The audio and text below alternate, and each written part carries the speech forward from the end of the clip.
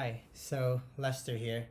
So it's the weekend again, and trying to come up with something to do in computer science wise, and I thought I could do some visualization of infection rates uh,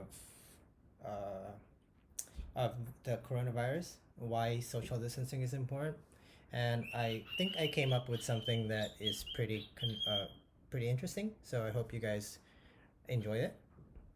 So yeah, here it is. Before I show you the simulation, I'd like to kind of explain how it works. So I represented people with dots, and they are either green dot or red dot.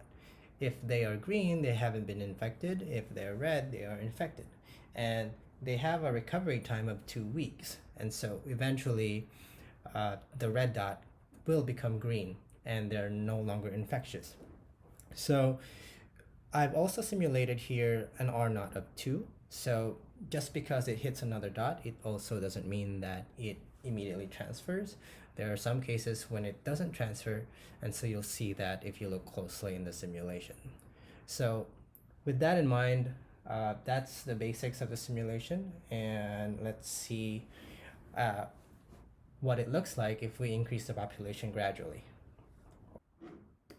Here's an example of population 30 with the 2 week recovery time.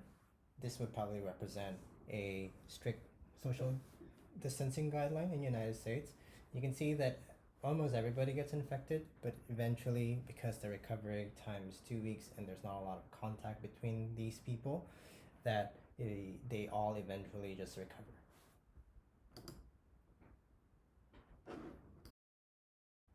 Here's an example population of 50. This would probably represent less strict social distancing. And you can see that even though it comes close to infecting everyone, eventually they still all recover just like in the 30.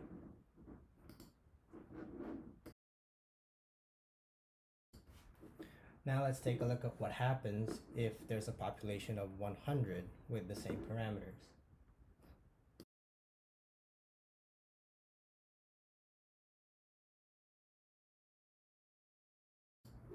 Now let's take a look at what happens if there's a population of 1,000. This is completely no social distancing rule and everybody just goes out, say in the mall or something. There we go. So these simulations clearly show that the rate of infection does increase if there are no guidelines in social distancing. So this is my project for the weekend, and hopefully you guys enjoy that, and hopefully that kind of opens up some perspective in terms of uh, going out and respecting social distancing. And so, yeah, hope you guys have a good day. Thank you.